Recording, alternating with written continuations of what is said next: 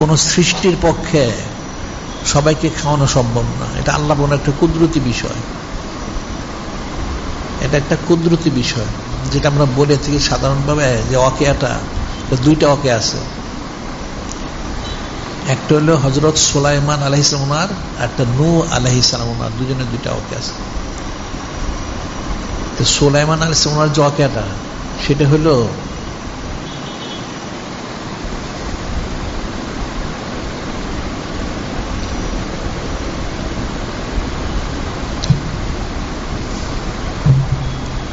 আল্লাহ পাক যখন হযরত সুলাইমান আলাইহিস সালাম তো জলিকত রসুল, ওনাকে সমস্ত কায়নাতের কর্তৃত্ব দিলেন, সমস্ত কায়নাত, জিন ইনসান আসমান জমিনে যারা আছে সব।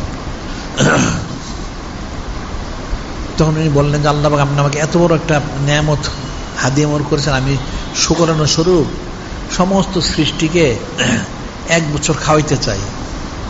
তা আল্লাহ বলেন এটা কোনোদিন সম্ভব না। মানে 6 মাস তাও সম্ভব না, 3 মাস তাও না, 1 মাস তাও না, 15 দিন যে না, 7 দিন তাও না। তাহলে একদিন আল্লাহ পাক দেন যে ঠিক আছে। তা আল্লাহ বলেন এটা আমার কুদরতি, মানুষকে আমি খাওয়াই, এটা কুদরতি বিষয়, এটা কারো পক্ষে সম্ভব না। ঠিক আছে, আপনি একদিন কোশিশ করেন। উনি 1 বছর পর একটা তারিখ নির্দিষ্ট করলেন, অমুক তারিখ 1 বছর পরে সমস্ত সৃষ্টিকে উনি খাওয়াবেন। সমস্ত কায়নাত ওনার অনুগত। উনি সমস্ত জিন ইনসানকে বললেন তোমরা খাবার জমা করো, অনেক বড় ময়দান জমা। খাবারকে বললেন খাবার তুমি নষ্ট হইও না, বাতাসকে বললেন বাতাস তুমি প্রবাহিত থাকো যাতে খাবার নষ্ট না হয়। তো 1 বছরে অনেক খাবার জমা করলেন, জমিন থেকে মনে আকাশ পর্যন্ত ঠিক আছে। এখন 1 বছর যে খাবারের সময়টা যখন তারিখটা আসছে, সমুদ্রের থেকে একটা মাছ উঠে আসছে, সমুদ্রের থেকে এসে বলল হে আল্লাহ পাক, ওনার নবী এবং রসুল সুলাইমান আলাইহিস সালাম, আপনি তো সবাইকে দাওয়াত দিয়েছেন। হ্যাঁ আমি দাওয়াত দিয়েছি। তাহলে দাওয়াত দিয়েছেন, খাবার কোথায়?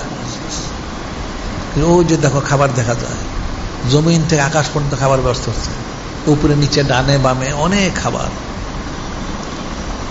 এখন আল্লাহ পাক ওনার কুদরত বোঝাতো মুশকিল। ফেলুল হাকিমে লা ইয়াকলানিল হিকমা, হিকমতে খালি না।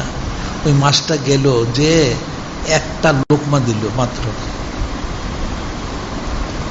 লোকমা দেওয়ার সাথে সাথে দেখা গেল যে মনে হচ্ছে এখানে কোনো খাবারই ছিল না, একটা দানাও নাই, একটা লোকমা।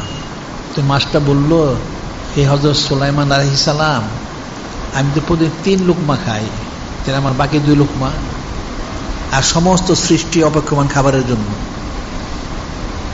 উনি সেজদায় গেলেন, বললেন আল্লাহ এটা কি কুদরত বিষয়? তা আল্লাহ বললেন আমি তো আগেই বলেছি, আপনি চিন্তা করবেন না, আপনি বসে থাকেন। আপনার চেহারা মোড়ক যারা দেখবে আসলে একদিনের জন্য তাদের পেটটা ভরে যাবে। সুবহানাল্লাহ। ঠিক তাই হলো। উনি কিন্তু 1 বছরে একদিনের খাবারের ব্যবস্থা করলেন, একটা মাসের 1 লোকমা শেষ হলো, আর আল্লাহ কিন্তু বিনা খাবারে সবার পেটটা ভরাই দিলেন। সুবহানাল্লাহ। এটা কুদরতি বিষয়। তাহলে সমস্ত উম্মতকে ইফতার করানো দিকে সোজা জিনিস, কারো পক্ষে সম্ভব? কখনোই সেটা সম্ভব না। বা ঠিক আছে, নূহ আলাইহিস সালাম ওনার ওয়াকিটা বিপরীত। উনি যে কিস্তিটা তৈরি করেছিলেন, কিস্তি নৌকা, 4টা তক্তা কম পড়েছিল। এখন ওটা পানি, নদীর পানির নিচে, ওখান থেকে তুলে আনতে হবে। তো কে তুলে আনবে? কারো পক্ষে সম্ভব না। তো তখন ওই সময় ছিল একটা পালোয়ান, উস পালোয়ান বলা হতো। মুক্তালিব বর্ণনা, সে অনেক উঁচা লম্বা, যাই হোক। তো সে বললো যে ঠিক আছে, সে তুলে দিতে পারবে, তো শর্ত হচ্ছে তাকে পেট ভরে খাদ্য খাওয়াইতে হবে, কারণ সে জীবনে কোনোদিন পেট ভরে খাদ্য খায় নাই। ঠিক আছে, নূহ আলাইহিস সালাম বললেন ঠিক আছে তুমি তুলে নিয়ে আসো। তুলে আনলো, কিস্তি তো হয়ে গেল। তো উনি তাকে 3টা রুটি দিলেন খাওয়ার জন্য। তো উসমান বললেন যে হে হযরত নূহ আলাইহিস সালাম, আপনি কি করলেন এটা? তো উসমান প্রতিদিন এক বেলায় 12,000 রুটি খায়, তারও তার পেট ভরে না। 12,000 রুটি, মাত্র 3টা রুটি। তিনি বললেন দেখো তোমার সাথে আমার রুটির শর্ত না, পেট ভরানো শর্ত। হ্যাঁ, তুমি বিসমিল্লাহ বলে খাও, পেট ভরবে। সত্যি দেখা গেল সে 1টা রুটি খাওয়ার পর সে খেতে পারলো না। সুবহানাল্লাহ।